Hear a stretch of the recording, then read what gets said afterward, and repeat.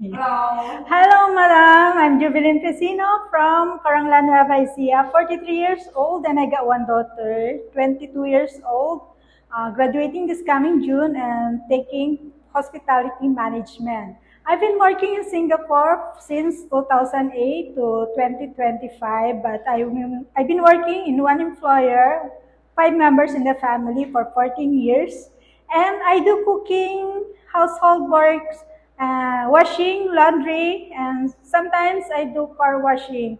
But every Sunday, I was in Mama's house to help them with the family. And my priority is to look after your family, to take care of your children, and I can do all works properly. And I'm willing to learn some more from you. And I hope to see you in Hong Kong and work with you, stay with you, and serve you. Thank you. Thank you. So, why do you want to work in Hong Kong?